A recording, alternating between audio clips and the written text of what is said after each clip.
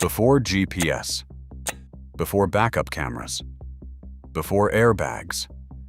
American engineers built all of it, decades early, mostly alone. And almost always dismissed. The features that define every car you have driven were not invented by the industry that finally adopted them. They were invented by one engineer who could not get anyone to listen. Stay for number 3. Ford stole his invention, used it on every car they made, and paid him $10 million when a court said he was right. Volvo 3-point seatbelt given away. Niels Bohlin, 1959. Before 1959, the best restraint in any car was a lap belt that jackknifed the torso in a crash. Niels Bohlin's 3-point harness changed that, distributing force across the chest and pelvis at the same time. Volvo held the patent, and then they gave it away, royalty-free, to every manufacturer in the world. They argued an open standard would save more lives than a competitive advantage. American manufacturers still took 9 more years to adopt it. Volvo estimated the free patent has saved over 1 million lives. They didn't just invent the seatbelt, they gave it away. Ford offered factory 3-point seatbelts in 1955, 13 years before the government mandated them. The option cost $27. Dealers removed them from showrooms because research showed that seatbelts reminded customers of accidents, and customers who were reminded of accidents did not buy cars. Ford dropped the option.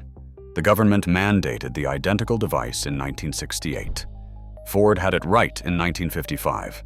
The industry talked itself out of it. The law talked the industry back in. 3. Robert Kearns. Ford stole his wipers, 1963. Robert Kearns built a working prototype of variable-speed intermittent windshield wipers in 1963. Ford used his design on the 1969 Mustang without licensing it. Kearns spent 20 years in court. Ford settled for $10.2 million. Every car on Earth with intermittent wipers, which is every car on Earth, uses the principle Kearns proved in 1963. Ford proved he was right by paying him. 4. Lee Iacocca's minivan, Ford said no, 1974. Lee Iacocca pitched a sliding-door family van to Ford in 1974. Ford rejected it, calling it too niche with no market. Iacocca moved to Chrysler. The 1984 Dodge Caravan immediately became one of the fastest-selling vehicles in Chrysler's history. Ford spent the next decade building the Aerostar to compete with the idea it had rejected. The minivan defined American family driving for 2 decades. Chrysler did not steal the idea from Ford. Ford gave it away by saying no. 5. Charles Kettering. Electric self-starter for Cadillac, 1912. Before 1912, starting a car meant inserting a hand crank and turning until it fired. If the engine backfired, the crank snapped back and broke wrists or jaws. Charles Kettering built the first electric self-starter for the 1912 Cadillac. The industry called it unnecessary complexity. The hand crank disappeared within 15 years. Every ignition switch in every car ever built traces to what Kettering proved in a single Cadillac production year. 6. Ford Taurus aerodynamics. Dealers said the Taurus was too strange to sell in 1986. The rounded body gave it a drag coefficient of 0.33, lower than most European sports cars of the era.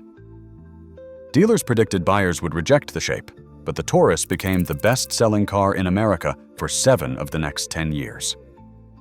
Every modern passenger car is shaped by aerodynamic principles. Ford proved the public would accept once someone showed them one. 7. Packard Factory Air Conditioning, 1940. Packard offered the first factory-installed mechanical air conditioning in 1940, a full refrigeration system with compressor and condenser. It filled the entire trunk. The industry called it impractical. Packard discontinued it after 4 years. By 1970, 50% of new American cars had air conditioning. Today, it is standard on every passenger vehicle sold in the United States. Packard had it in 1940. The industry needed 30 years to agree. 8. Cadillac Autronic Eye, auto-dimming headlights, 1953. The 1953 Cadillac DeVille introduced the Autronic Eye, a photoelectric cell that detected oncoming headlights and automatically dimmed the high beams before the driver could react. Automotive press called it over-engineered gadgetry. The feature disappeared in the 1980s. Automatic high beam assist is now standard on virtually every new vehicle in the United States. Cadillac solved the night glare problem in 1953. The industry spent 70 years pretending the solution did not exist. Number 9. General Motors launched OnStar in 1996, a built-in cellular module that called emergency services in a crash, provided navigation through a live operator, and unlocked the car remotely. Analysts called it a solution looking for a problem. Every connected car feature your vehicle has today, from emergency systems to remote access and over-the-air updates, traces back to what General Motors proved in 1996. They were not ahead of their time. The time just took a while to show up. 10. Oldsmobile Toronado, front-wheel drive V8 1966. In 1966, front-wheel drive was considered suitable only for small economy cars. The Oldsmobile Toronado arrived with a 385 horsepower V8 and front-wheel drive in a full-size American body, a combination engineers called physically impossible at that power level. The press was skeptical. Today, more than 60% of all passenger cars sold worldwide are front-wheel drive. Oldsmobile proved it before anyone believed it could be done. Ralph Titor, cruise control for the Chrysler Imperial, introduced in 1958. Ralph Titor was blind from the age of 5. He invented cruise control after noticing his lawyer accelerated when talking and slowed when listening. Titor's mechanism became the Chrysler Imperial's autopilot in 1958. The industry dismissed it as a feature that encouraged inattentive driving. Adaptive cruise control, which maintains a safe following distance automatically, is now standard on most new vehicles. Titor built the future in 1958 without being able to see the road. 12 years before federal law required padded dashboards, General Motors engineers built energy-absorbing padding into the 1956 Oldsmobile 98 and Cadillac instrument panels. Competitors called it over-engineering for a feature no buyer would request. Nobody requested it. The law required it in 1968. General Motors had it in 1956. The 12 years between represent the distance between knowing something saves lives and being forced to act. 13. Chrysler Electronic Ignition, full lineup, 1972. Chrysler equipped its entire lineup with fully electronic ignition in 1972, eliminating points, condenser, and manual gap adjustment across every model it sold. Mechanics called it a black box. Dealers worried about serviceability. Ford and GM resisted for years. By 1980, every American manufacturer had switched. By 2000, points-based ignition was obsolete worldwide. Chrysler was right by nearly a decade. The rest of the industry arrived and called it progress. 14. Lincoln Continental, 1961. It brought unitized monocoque construction to the American full-size luxury segment, a fully welded steel shell with no separate frame, stiffer in side impacts and lighter than body on frame. Rivals called it structurally inadequate. By the early 1980s, unitized construction was universal across every American passenger car. Lincoln proved it in 1961. The industry spent 20 years calling it a risk before deciding it was the answer. 15.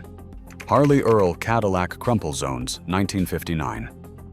The 1959 Cadillac was designed by Harley Earl with deliberate crush zones in the front and rear structure, areas engineered to deform progressively in a crash, absorbing energy before it reached the passengers. No federal standard required this. No competitor was doing it. Federal Motor Vehicle Safety Standards, or FMVSS, eventually mandated what Earl had already built into a production car. He was not following regulations. He was writing them. Jeep Quadra-Trac, full-time all-wheel drive, 1973. The 1973 Jeep Wagoneer introduced Quadra-Trac, the first full-time four-wheel drive system on a civilian vehicle. No lever, no mode selection, permanent all-wheel drive in every condition. Jeep's marketing struggled to explain why a family needed it on dry roads. Rivals called it unnecessary. Full-time all-wheel drive became the defining feature of the luxury SUV segment in the 1990s. Every Audi Quattro, every Range Rover, every Subaru in every American driveway traces back to the question Jeep answered in 1973. 17. AMC Pacer. Safety cell before the law, 1975. The 1975 AMC Pacer was built around a passenger safety cell before federal standards required one. It had reinforced doors, engineered emergency exits, and the largest glass area of any American car. The press called it the flying fishbowl. Buyers agreed about the shape. The Pacer sold poorly. Every structural safety principle it pioneered is now federal law. AMC was right about what mattered. The market just could not see past what it looked like. 18. Buick gas turbine engine, 1962. In 1962, Buick engineers tested a gas turbine engine that ran on kerosene, diesel, heating oil, or gasoline interchangeably. It used no spark plugs, had almost no moving parts, and offered zero cold start hesitation. The drawback was fuel consumption at low speed and at steady throttle. Buick shelved it. Modern gas turbines using the same principle now power hospitals, data centers, and emergency facilities worldwide. Buick had the engine right. The application just needed a different machine. Number 19, ETOC Navigator. An in-car GPS before satellites, 1985. Before navigation satellites were available to civilians, the 1985 ETOC Navigator used gyroscopes and wheel sensors to track position on a digital map that updated as you drove. No satellites, just math and motion. It cost $1,500. Critics called it an extravagance. GPS became accessible to civilians in 2000. The navigation market was worth $62 billion in 2023. ETOC was not guessing what drivers would want. They were building it 15 years before anyone knew they would need it. 20. Chrysler Electronic Lean Burn. First engine computer, 1978.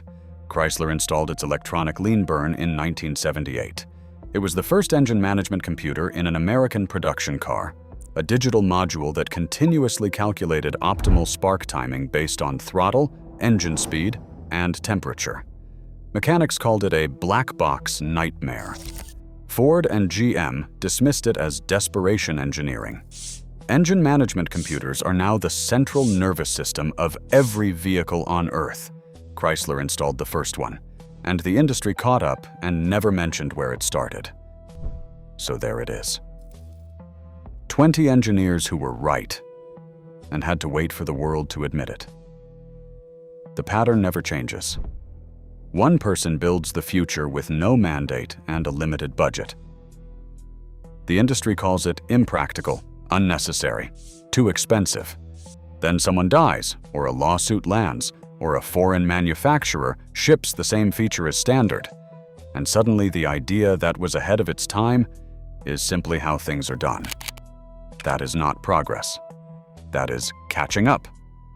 Drop a comment. Which one genuinely surprised you? I read every single one.